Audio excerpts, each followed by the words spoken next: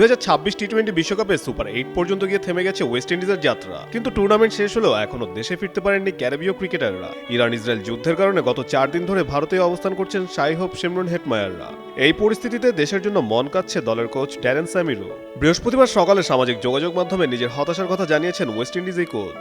নিজের official x হ্যান্ডেলে তিনি লিখেছেন, আমি শুধু বাড়ি ফিরতে চাই। এর কিছুক্ষণ পর আরেকটি বার্তায় স্যামি লেখেন, কমপক্ষে একটি হালনাগাদ খবর দিন, কিছু তো বলুন, আজকাল নাকি আগামী সপ্তাহে। ইতিমধ্যে 5 দিন হয়ে গেছে। স্যামির এই সংক্ষিপ্ত বার্তাতে স্পষ্ট হয়ে উঠেছে তার এবং দলের অন্যান্য সদস্যদের মানসিক অবস্থা। 1 মার্চ রাতে কলকাতার ইডেন গার্ডেন্সে ভারতের বিপক্ষে এক প্রকার কোয়ার্টার ফাইনাল ম্যাচে 5 উইকেটে হেরে বিশ্বকাপ থেকে বিদায় নেয় ওয়েস্ট ইন্ডিজ। ম্যাচ শেষে দেশে ফেরার কথা থাকলেও মধ্যপ্রাচ্যের চলমান অস্থিরতার প্রভাব পড়ে আন্তর্জাতিক ফ্লাইট চলাচলেও। যুদ্ধ পরিস্থিতির কারণে অনেক ফ্লাইট সাময়িকভাবে বন্ধ হয়ে যাওয়ার পরিকল্পনা অনুযায়ী দেশে ফিরতে পারেনি দলটি। ফলে এখনও ক্রিকেটার ও কোচিং স্টাফ সহ বড় একটি বহর কলকাতায় আটকে পড়ে আছে।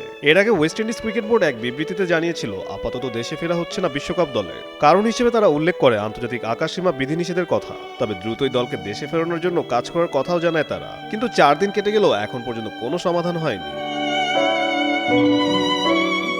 ক্রিকইনফো জানিয়েছে, শুরুতে আইসিসি জানিয়েছিল তাদের দেশে ফেরার জন্য লন্ডন হয়ে ক্যারিবীয় অঞ্চলে পাঠানোর পরিকল্পনা করা হচ্ছে।